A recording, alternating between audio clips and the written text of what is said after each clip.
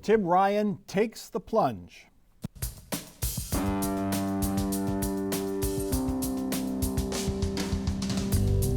Joining us on Columbus on the Record this week, Jeremy Pelzer, State House reporter for Cleveland.com, Clarence Mingo, former Franklin County auditor, and Morgan Harper, progressive activist. Every 2 years here in Ohio, every race for governor, every race for U.S. Senate, the speculation builds. Will the charismatic, blue-collar congressman with a fine Irish name take the plunge? Will he give up his traditionally safe congressional seat and take the chance? Will Tim Ryan run statewide? Every year, the answer was no, but not this time. Tim Ryan has taken the plunge and is running statewide. He's running for Rob Portman's soon-to-be-open U.S. Senate seat, saying he's the candidate for the working Ohioan. It can't be businesses versus workers. This is a partnership. But that partnership needs to be redefined. We have to cut workers in on the deal. I'll work with anyone to rebuild our economy, but I will never sell out our workers. Jeremy Pelzer, we'll get to a more in-depth discussion on redistricting in a moment, but it cannot be a coincidence that Tim Ryan's announcement came hours before it became official that Ohio was losing a congressional seat and very possibly could have been his congressional seat. I don't think it's much of a coincidence at all, and obviously no one knows better than Tim Ryan what is lying ahead in the future of his district. And like you said, we'll talk about redistricting in a minute, but like Tim Ryan has really laid the groundwork to get the Democratic nomination for Senate. He has his main competitors who were looking at it, people who talked about it, either bowed out, like Amy Acton looked at it, decided not to go for it, or people such as Kevin Boyce in Columbus or Amelia Sykes in Akron. And when Tim Ryan laid out his endorsement list, it included a lot of people in both the Akron and Columbus areas. So he did his homework, and he is just trying to clear the field and get the nomination, or at least the Democratic nomination for Senate. Jeremy, do you see any other candidates? You mentioned two, Kevin Boyce and Amelia Sykes. Do you see them jumping in to give him some competition in the primary? Give it a shot? I don't. I don't know their thoughts perhaps any more than you do. But again, like for example, with Kevin Boyce, Tim Ryan announced the endorsement of the other two Franklin County commissioners. Zach Klein, Columbus City Attorney, is endorsing Ryan. And then in Akron, like the mayor of Akron, several other Summit County Democrats are endorsing. So Tim Ryan's really doing his legwork to try to kind of clear, as I said, clear the field from the very beginning. Morgan Harper, you come from the more progressive side of the Democratic Party. What do you think about Tim Ryan's bid for U.S. Senate? Is he a strong choice for the more progressive Democrat in Ohio? Yeah, well, I mean, it's good to have a confirmed Democratic candidate at all. There's been a lot of speculation over the last few months, so that's good.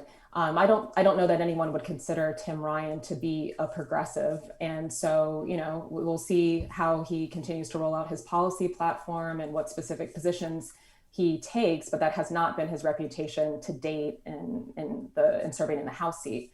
One thing that stood out to me, though, also in his launch was we weren't really seeing the diversity of representation it's going to be necessary for him to have to win in the general with the key parts of the Democratic base. And so I hope that we'll see some changes there as his campaign moves along as well. Clarence Mingo, Tim Ryan is compared to Sherrod Brown, a Sherrod Brown type Democrat, a Joe Biden type Democrat. Sherrod Brown has done well in Ohio. Joe Biden lost to Donald Trump by 8 percentage points last year. Where does Tim Ryan, is he as successful as Sherrod Brown has been, or is he going to be like Hillary Clinton and Joe Biden and not quite as successful as a Democrat running statewide in Ohio? Yeah, I think Tim Ryan is the right candidate for the Democrats, or at least in my perspective. But the real issue here is the season in which he's running. I believe the Democrats see 2022 just as they saw 2006. And the circumstances with January 6th, the 2020 presidential election, the ongoing racial tensions, the economic challenges, the pandemic, all of these are variables that I believe make for an environment where if there was ever a time where a Democratic candidate for the United States Senate could be competitive, it's the coming year. Now, I also think we should keep in mind that Ohio is very much a red state. In fact, in some places, it's even more red than it was in President Trump's 2016 election. So the circumstances are right, but the hearts and minds of Ohio voters, most especially where the general election is concerned, that needs to be very carefully scrutinized by the best pollsters to really determine whether or not there are enough independent votes and enough disenfranchised, moderately conservative Republicans who are looking for an alternative to a hard right flavor concerning Republican politics. Clarence, I mean, Jeremy sort of laid out, the facts, and it seems like the Democrats are coalescing behind Tim Ryan. He built quite a lengthy endorsement list, and they seem to be organized, perish the thought. Republicans are wide open. Could a really nasty primary hurt them even more? Could it strengthen them and generate enthusiasm for their candidate in the general election? Clarence. Yeah, so I think uphill battle, I think, for the Republicans in terms of staying organized and staying focused on winning. The competition level right now is so high. And the party itself, although still very much in line with President Trump, I believe is still going through a season of redefining who we want to be prospectively. This is Trump's state where the GOP is concerned, but there are still elements of the Republican Party that are looking for something that will appeal to moderate voters. And so I think, for Republicans, staying organized, focused, completing that transition process with the majority of Republicans who are center-right, focused on conservative values, but also listening to the issues we're facing both as a nation and as a state becomes a bonding material, if you will, for a win versus weakness for a loss akin to 2006. All right. Whether it's Tim Ryan's district or some other district around the state, Ohio will lose one congressional seat based on preliminary census numbers released this week. Ohio's population grew in the past decade, just not as much as states in the South and in the West. So Ohio will go from 16 congressional districts down to 15, and the state will have to draw a new map. There's a snag, however. The pandemic will delay the final census numbers, and the maps won't be ready before a deadline set by a new constitutional amendment. So, Senate President Matt Huffman wants Ohioans to change the Constitution again, allowing lawmakers to set new deadlines. Jeremy, this is really important, but really complicated. But in a nutshell, why do we have to change the Constitution again, according to the Senate President? Well, because we already changed the Constitution to set these deadlines in place about when we set new redistricting boundaries for both legislature and for Congress. And it looks like we're not going to get the data in time to be able to do that. So what the Senate President, Matt Huffman, wants to do is have kind of a one-time deal where we'll let the legislature take care of it now because we are really kind of in a bind, but then we'll go to the system that voters approved before. The problem with that is Huffman said, well, even though we can get this through the legislature without any Democratic votes because there's so many Republicans in the legislature, well, we need Democratic support in the August 3rd election to actually pass this and amend the Constitution. And it looks like that legislative Democrats, at the very least, are not supporting this. And it looks like that's not going to get the Democratic support needed. Huffman said if he doesn't get that Democratic support, he's not even going to advance the proposal. So it looks like for now, we're kind of back to square one. So, Jeremy, what's the solution? Is it to other states have gone to their Supreme Court to move the deadline? I mean, there are two deadlines. There's one in September, one in November. September is for the state legislative districts. The November one is for congressional districts. Why not just have one deadline? End of November, do it both. Do them both at the same time. Well, I have a sneaking suspicion that this is going to end up in the courts no matter what happens, some way or another. And it could very well end up in the state Supreme Court. and better minds than I will have to come up to see what Plan B will be, or Plan C, I guess now. Morgan Harper, how do you view this? What do you think is the solution to this? Is it just to push back the deadlines, push back the actual primary a couple of months, like we did this past year in 2020 actually? Yeah, and if I understand correctly, I mean, there is an option too where the commission still maintains control, but the map that they come up with would just be for a more limited period of time if they can't meet that deadline. So there is a chance to preserve the will of the voters here, which is having a bipartisan commission make sure that the maps are reflecting their ability to participate in the democratic process. And that's where our focus should be right now. I don't think the Republican leadership in the state legislature has done anything to engender much belief in their ability or desire to run democratic processes that preserve folks' a civic duty and their ability to exercise it. So no surprise here that they, for example, haven't consulted voter rights groups that are nonpartisan, like the Ohio League of Women Voters, and coming up with these alternative ideas. We should stick to what voters have already decided, have a bipartisan commission, make an effort at the fairest maps possible.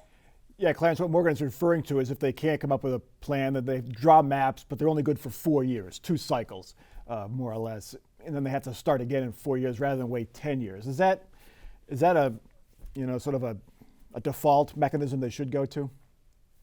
Yeah, I mean, I would count that as a failure of leadership. If we get to that point and can't advance things further, that's a significant stain, I think, on Republican leadership, especially during a time when both in the House and Senate there have been various issues that reflect lack of public trust, lack of public understanding, or just disconnect, if you will, between the voting public and the experiences of Ohio and statewide. So we really need to show leadership on this issue.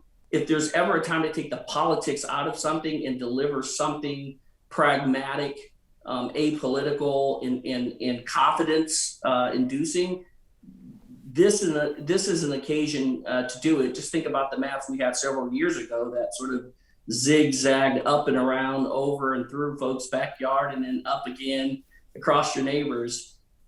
It is a chance to instill, I think, confidence in our ability to yield to the will of voters and the public in general. The big picture here, and it seems to get lost in the debate over redistricting and everything else, is Ohio lost a congressional seat. That's not good. I mean, our population increased, but not nearly as fast as Texas or Florida or some of the states out west.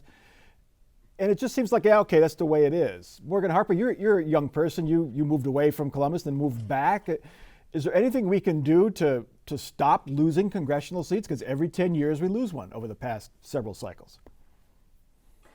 Yeah, we can stop the political gaming that makes people not want to live here. It makes young people not feel like this is a place that they want to continue to invest their time and build families. And yeah, Mike, I think you're absolutely right. It's easy for these gerrymandering discussions and redistricting to get lost as, oh, that's just, a very complicated policy, or that's a political topic. No, this is fundamental to what kind of state are we going to be moving forward? Are we going to be a state that is full of leaders that care about actually representing people and make this the best possible state that it can be? Or are we going to be a state full of leaders that use their positions to make themselves and their friends richer at the expense of the well-being of the average person and citizen? It's a huge, huge problem. And I do, in echoing what Clarence said, I do hope that people can put politics aside and that we can all work together to make this state actually function for regular people. Clarence, if you look at the states that lost congressional seats, they're basically surrounding Ohio, the Midwest, more or less. The Northeast, which lost its manufacturing base long before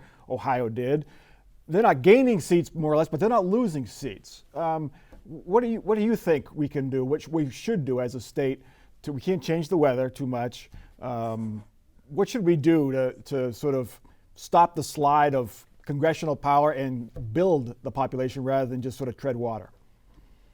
Yeah, I think the underlying issue here, and we've known this for some time, even before the most recent census, it's young people. Young people are not either A, staying in Ohio, or B, returning once they leave for college or other endeavors.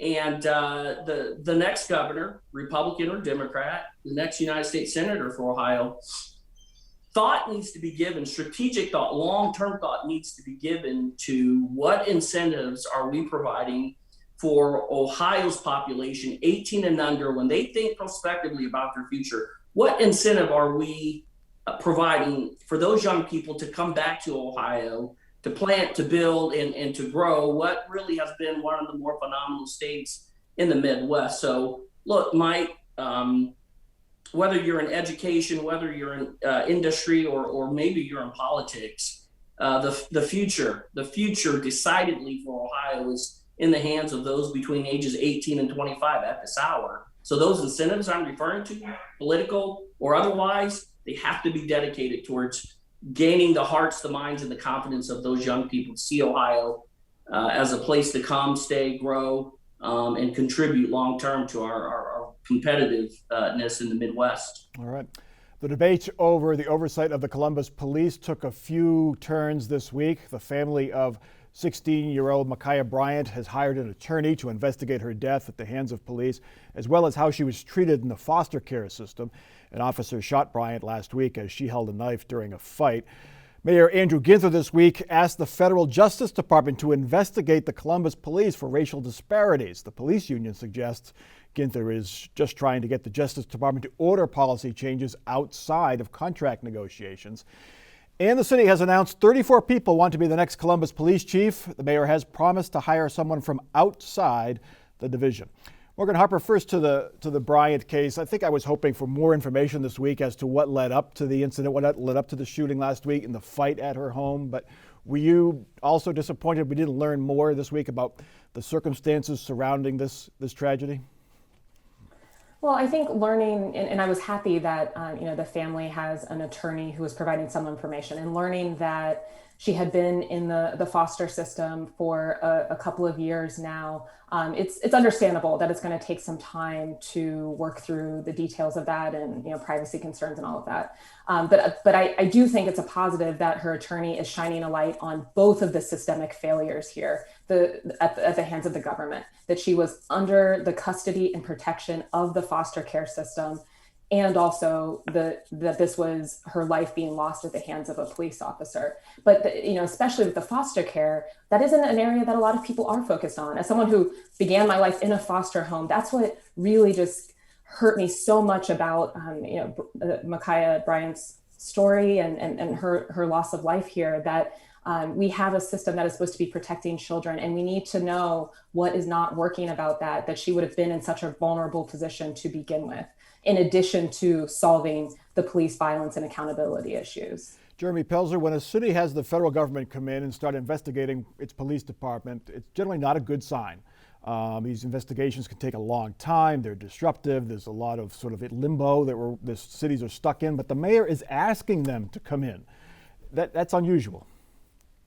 It's unusual, but certainly not unprecedented. Both Cincinnati and Cleveland have done this in the past, and both of those cities have ended up entering in what's called a consent decree with the U.S. Justice Department, where it's basically an agreement that if the police department takes these steps, that they agree to take these steps. And Cleveland entered into one of these a few years ago.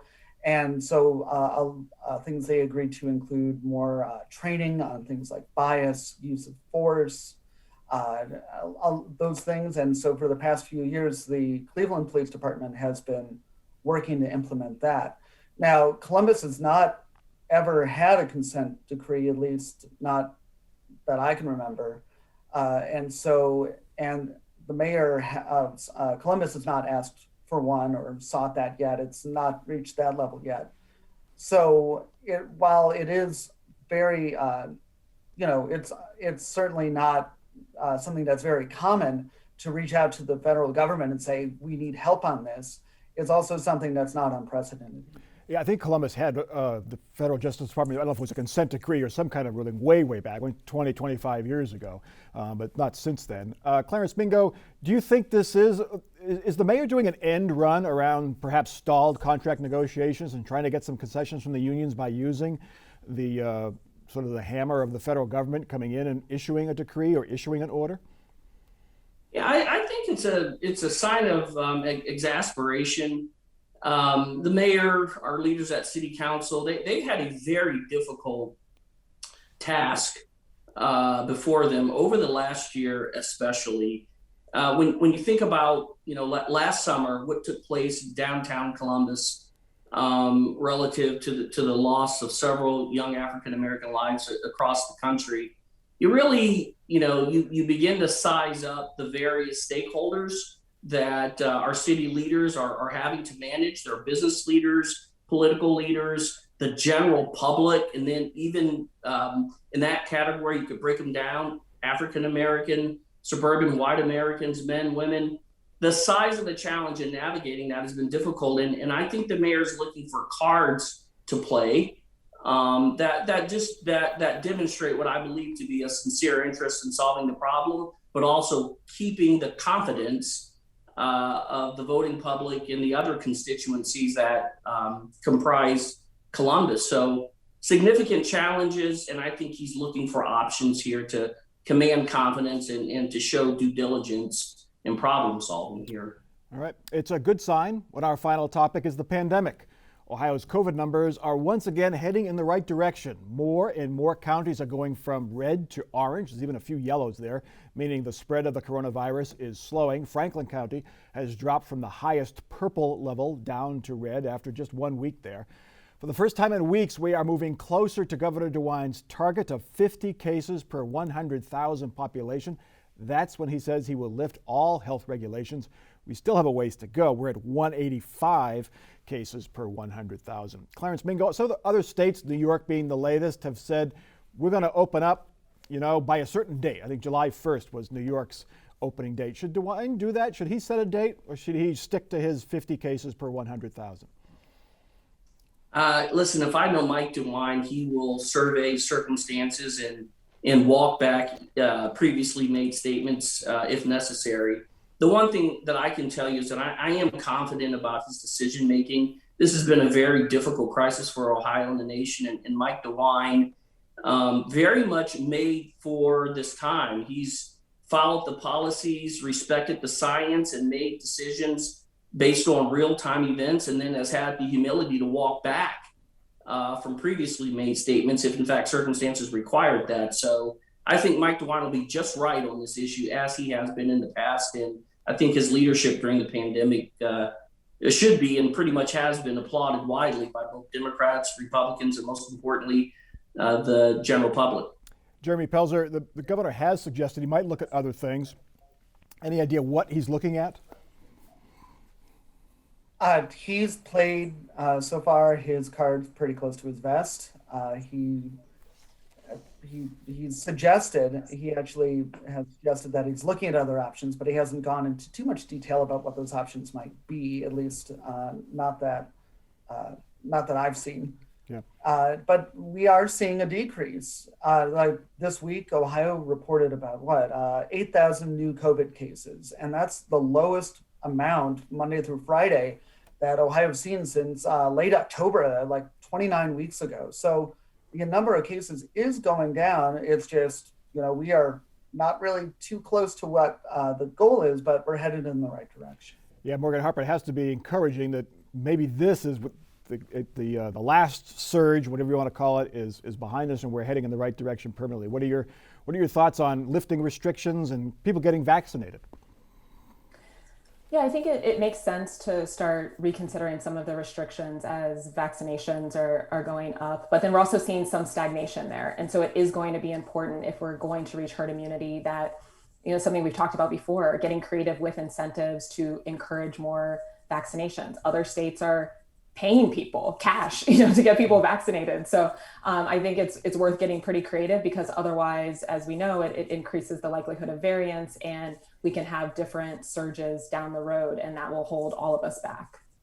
Yeah, Clarence Mingo, what do you real quickly, what do you think about that idea of offering a tax credit or something?